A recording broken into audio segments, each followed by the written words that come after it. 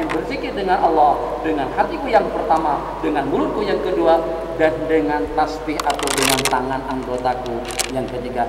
Tidak salah, tujuannya tidak lebih daripada untuk kebajikan. Kita boleh toleransi dalam masalah-masalah seperti itu. Oleh 14, mantarana orang yang berupaya agar jadi kaya hati, Allah akan kayakan hatinya.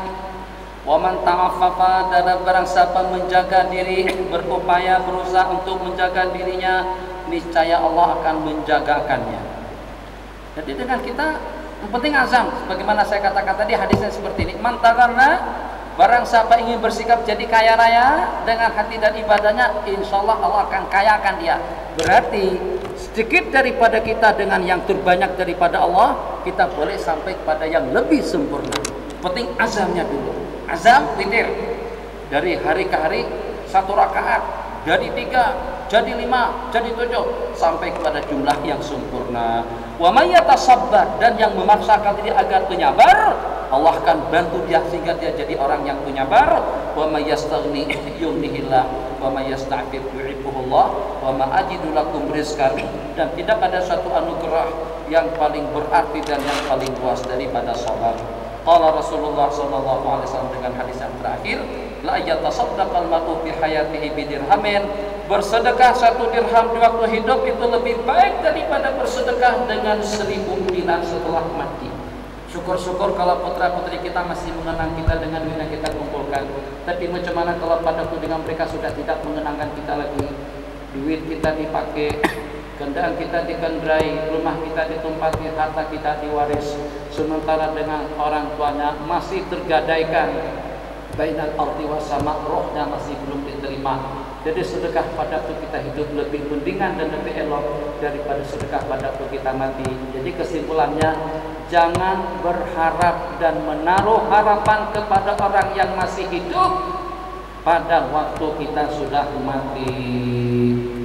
Sebab orang yang masih hidup menilai dengan ibadah yang kita laksanakan itu dengan nilainya di luar daripada khayalan kita. Dan dengan mereka pun juga akan siap untuk menghadiahkan dan menghibahkan sesuatu sesuai dengan nilai yang kita berikan. Jadi biasanya orang berzikir, zikir itu kalau tidak dibayar dengan nasi biryani atau dengan nasi mandi, dalam makan nasi mandi, dengan nasi mandi, sini ada nasi mandi tak? Ada empang, nah, apa? Jadi kongsi juga, kongsi perasaan. Nasi mandi itu apa? Bukan nasi mandi. Katanya, Ustaz belum mandi kan? Masa belum mandi? Mau makan nasinya, ada nasi mandi namanya. Sedap. Nah, siapa tahu karena saya sarankan makan nasi mandi itu, akhirnya akhwat pun juga merasa sedap, ikhwan juga merasa sedap dengan masakan tersebut. Dapat saham, ada dapat pahala karena menyarankan untuk makan makanan yang sedap. Nah, kalau yang jelek, sarankan. Apalah, nanti itu urusan makan, karena dengan makanan yang sedap harus jadi sedap juga ibadah kita, harus menjadi sedap juga perbuatan kita, jadi positif. Jadi dengan hadis yang kita riwayatkan tadi, mudah-mudahan dengan 15 rangkaian hadis yang paling tidak terekam dalam benak ingatan kita, dan kita berazam untuk mengamalkan dan menerjemahkannya sehingga kita menjadi unsur yang terpenting. Kalau tidak unsur penting, kalau tidak termasuk unsur yang menghidupkan kembali terhadap sunnah-sunnah Rasulullah yang sudah terkuburkan. Wallahu a'lam. Dan insyaallah kita akan berjumpa kembali nanti di sebelah petang. Sebelah petang kita akan baca hadits al-haddad.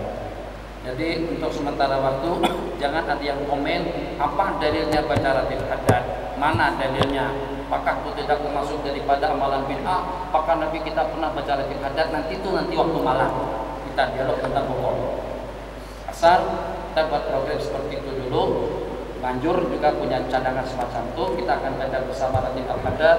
Ya Qawiyyu ya Matin ikfi syarra zalimin, ya farijal ham, ya kashifal gham, ya man bi'abdihi yaghfir wa yarham, astaghfirullah rabbal baraya, astaghfirullah minal khataya, la ilaha illallah, dan seterusnya. Itu diantara daripada isi kandungan Rasid Al-Habib Abdullah Ibnul Haddad.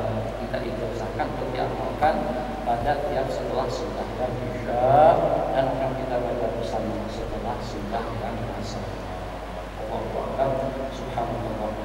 bihamdika asyhadu an la ilaha illa anta astaghfiruka wa atubu ilaik. Tutup.